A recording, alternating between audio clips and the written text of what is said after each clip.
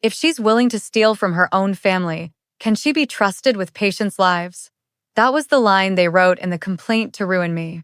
Reading it felt like a physical blow.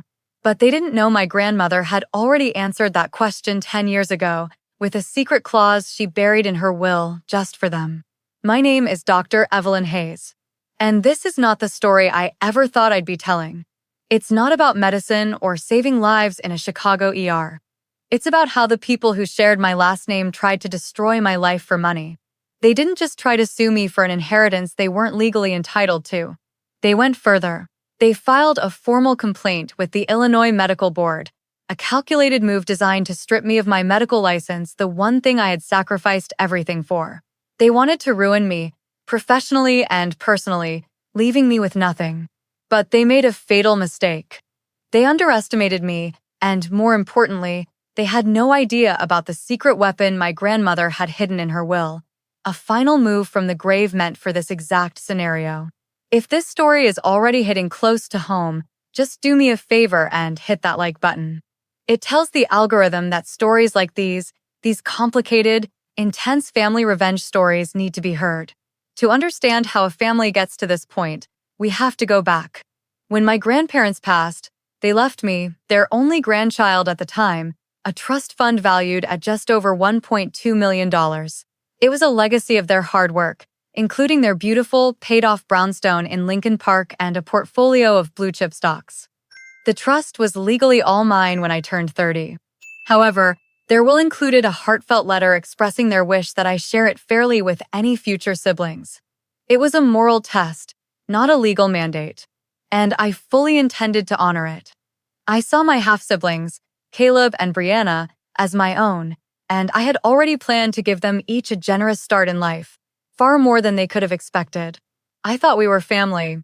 I was wrong. Before I could play the part of the generous older sister, I first had to survive. The final years of medical residency in a city like Chicago are a special kind of hell. It's a blur of 30-hour shifts fueled by stale coffee and pure adrenaline, where every decision carries life or death weight. The pressure was immense, but the environment I returned to after those grueling shifts was even worse. Living in my father and stepmother Brenda's house, I was a guest in a home that once felt like my own. There were constant passive-aggressive comments from Brenda about my long hours, subtle digs about my expensive education, and a general feeling that I was an inconvenient reminder of my father's first life. It was a toxic, suffocating atmosphere that was actively damaging my ability to focus on my career. I needed an escape. I needed a sanctuary. So, I made a calculated decision. I drew $150,000 from the trust. This wasn't for a luxury car or a lavish vacation. It was a lifeline.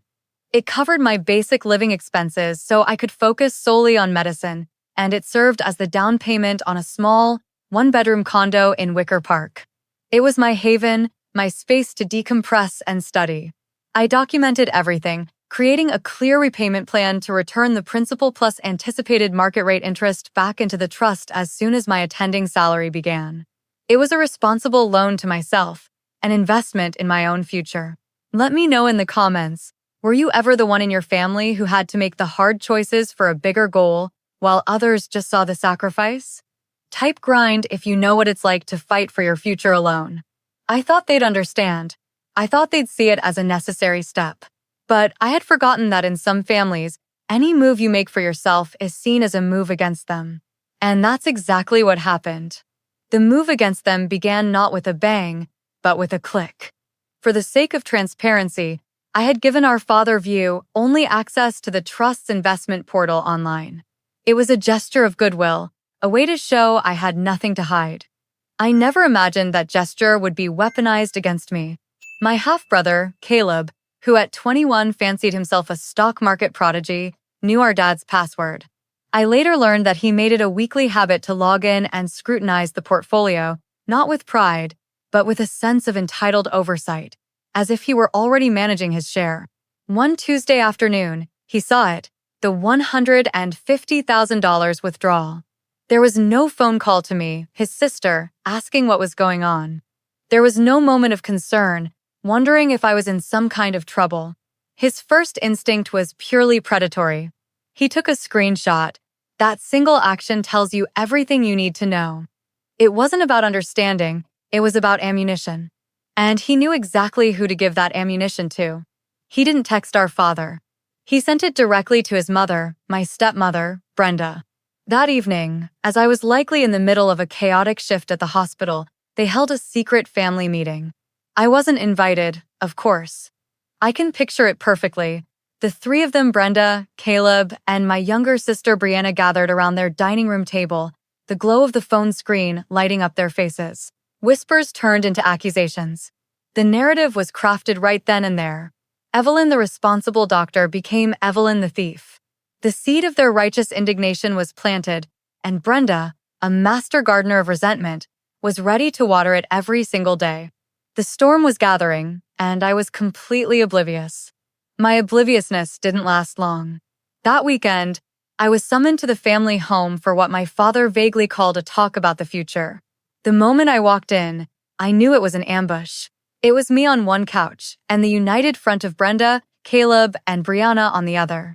My father paced nervously between us, a referee who had already chosen a side. Brenda, acting as the self-appointed family CFO, began the proceedings. She spoke in that sickeningly sweet, condescending tone, as if explaining a complex problem to a difficult child. She slid a printed-out spreadsheet across the coffee table. "Evelyn," she said, her voice dripping with false concern, "we've noticed a significant, unauthorized withdrawal from the trust." I tried to explain. I calmly laid out my reasoning for the loan, the hell of residency, the need for a sanctuary, my documented plan to repay every single cent with interest. I thought logic would prevail. But they weren't interested in logic. They were interested in leverage. Caleb then chimed in.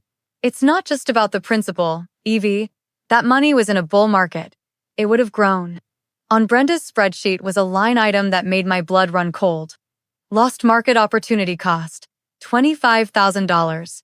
They hadn't just invented a number, they had given their greed a name. They demanded the full $175,000, and they wanted it back not when I started my new job, but immediately. They had twisted my act of survival into an act of theft against them. It's a horrible feeling, isn't it? When you know your heart was in the right place, but someone twists your story to make you the villain. If you know what that's like, if you've ever had your intentions thrown back in your face, just type the word "twisted" in the comments below. I want to see how many of us have been there. They didn't see a sister. They saw a walking, talking ATM that had just malfunctioned. And like any malfunctioning machine, they believed the solution was to apply more force. When I refused their immediate demand, explaining that generating $175,000 in a few months was impossible for a medical resident, the false sweetness vanished. The real strategy was revealed a week later. I was called to another meeting, but this time, there was a stranger in their living room. He was a man in his 50s, with a predatory smile and a $1,000 suit. Brenda introduced him as their family attorney. My family didn't have an attorney. This was a hired gun. He didn't say much. He simply slid a thick, professionally bound document across the coffee table. The title at the top read "Promissory Note." It was a legal trap in 6 pages of dense jargon. I'm a doctor, trained to read complex medical texts, so I sat there and read every single word. The terms were designed for me to fail. It demanded the full $175,000, not when I could afford it, but within 90 days. The interest rate wasn't a fair market rate. It was a punitive, near, predatory percentage that would make a loan shark blush. But the real poison was buried on page 4 in a clause about what would happen if I defaulted. If I was even 1 day late or $1 short of the 90-day deadline, the note stipulated that I would immediately have to cede administrative control of the entire trust to a new co-trustee for financial oversight. And the co-trustee they had already named in the document was, of course, Brenda. That's when the blood in my veins turned to ice. This was never about the $175,000. That was just the bait. This was a meticulously planned, legal coup d'etat. They were using my own money to create a weapon designed to steal the other $1 million right out from under me. I looked up from the document, the pages feeling toxic in my hands. I pushed it back across the coffee table and said 2 words. Absolutely not. I informed them, and their hired shark, that I would not be bullied into signing my own financial execution. The look of pure, unadulterated rage in Brenda's eyes when she realized her clever trap had failed is something I will never forget. Since their legal ambush didn't work, they immediately pivoted to a different kind of warfare, one designed to break me emotionally: public humiliation. A few days later, my phone began to buzz incessantly. A friend from college sent me a link with a single message. "Evie, what is this?" I clicked it, and my stomach dropped. It was a GoFundMe page. The title, in big, bold letters, read, "Help our family fight our greedy doctor sister." The feature photo was a professionally taken picture of Caleb and Brianna, looking sad and hopeful. Below, it was a masterful work of fiction, clearly penned by Brenda. It told a story of two poor, innocent students whose only hope for an education and a future was being hoarded by their wealthy older sister, who had stolen their grandparents' inheritance. They conveniently omitted that I was a sleep-deprived resident, that the trust was legally mine, and that I had planned to help them all along. They set the goal at $50,000 for legal fees to fight for their rightful share. It was a cynical, brilliant move. To the outside world, they were David fighting Goliath. The campaign spread like a digital wildfire. Distant aunts and uncles, who hadn't spoken to me in years, shared it on Facebook with comments like, "I'm so disappointed." They weren't just trying to take my money anymore. They were systematically dismantling my reputation, poisoning my name to anyone who would listen, all for an audience of strangers whose sympathy they could monetize. But the public spectacle of the GoFundMe, as mortifying as it was just air cover. The real missile was already on its way, aimed not at my bank account or my social life, but at the very core of my identity. About a week after the campaign went live, I received a certified letter at my condo. The return address made my blood run cold. The Illinois Department of Financial and Professional Regulation, the government body that oversees the state's medical board. My hands were trembling as I tore it open. It was a formal notification that an official complaint had been filed against me, and that an investigation into my professional conduct was being opened. Their lawyer had crafted a masterpiece of malice. Using my withdrawal from the trust as their proof, they accused me of financial malfeasance and unethical conduct unbecoming of a physician. The complaint posed a chilling question. If Dr. Hayes is willing to financially deceive her own family, can she be trusted with the lives and welfare of her patients?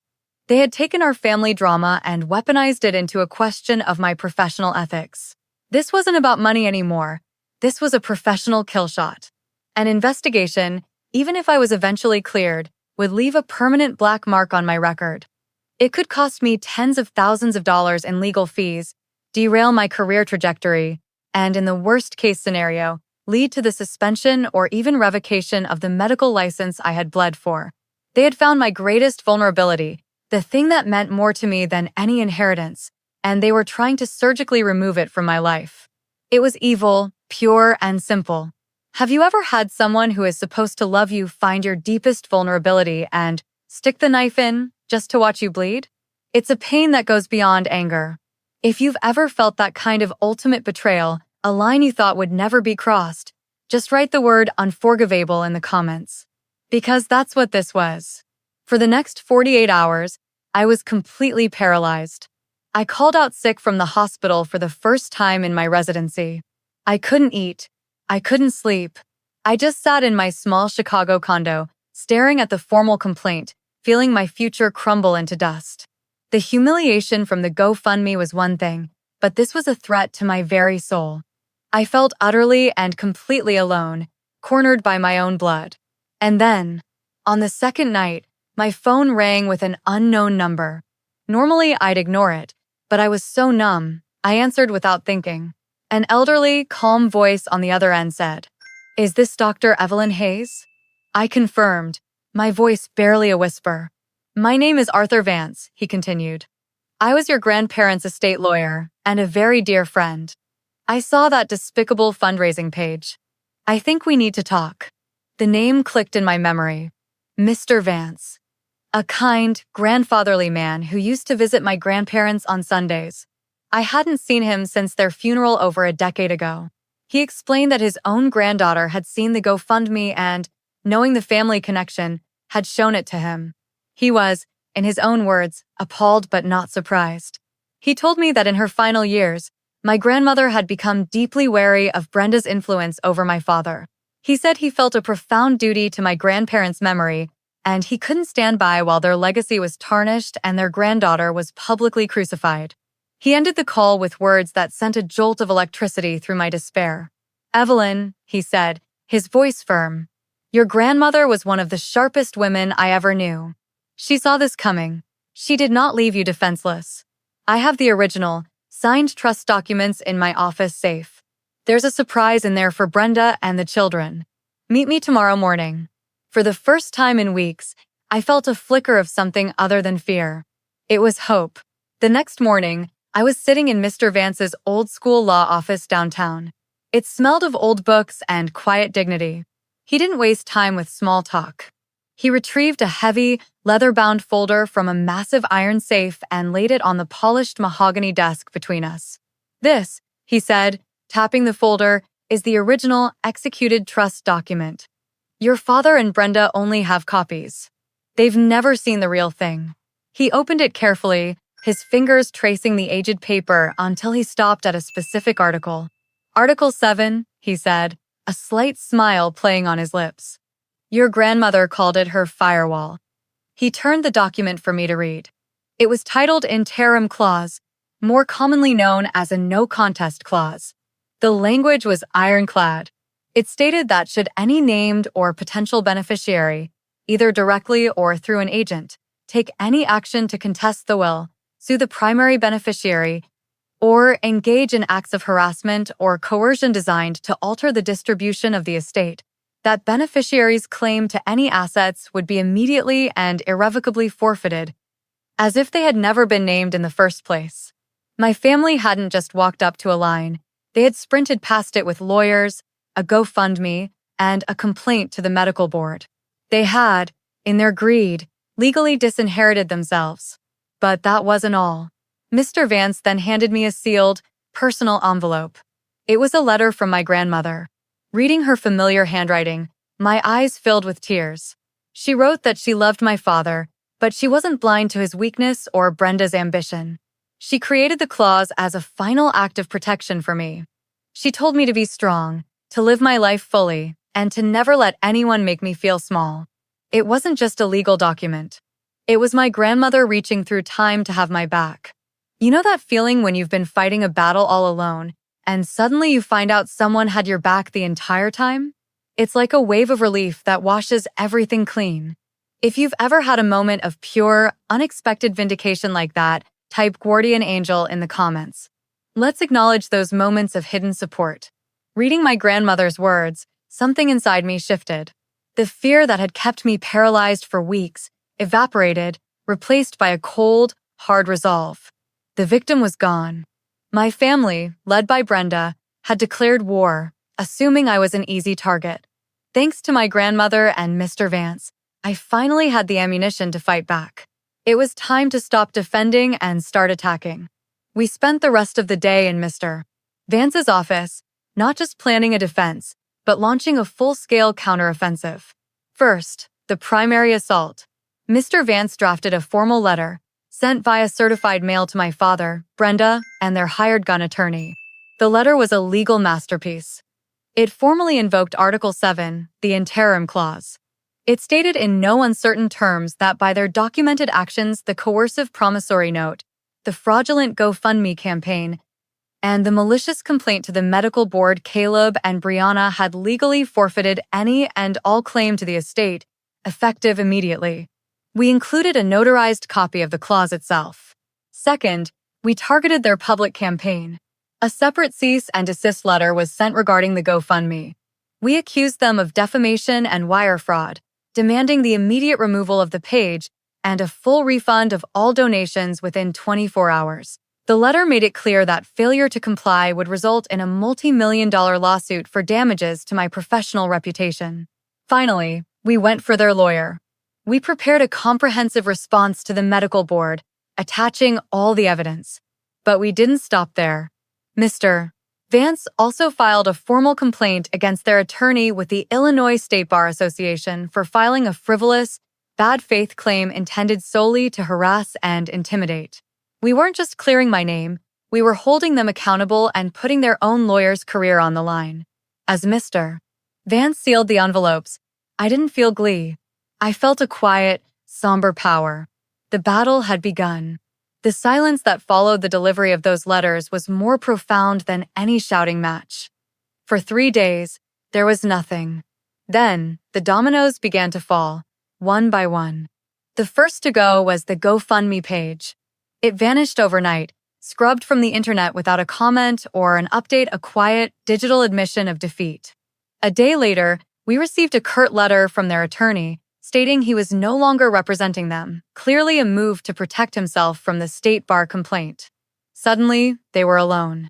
Shortly after, the medical board dismissed the complaint against me as unsubstantiated and without merit, clearing my name completely. But the real aftermath, the true consequence of their actions, was the implosion of their own home.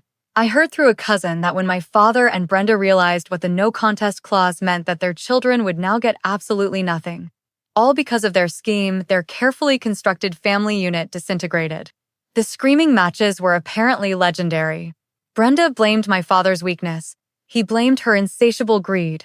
Their marriage, a partnership built on mutual ambition, couldn't survive the spectacular failure of that ambition.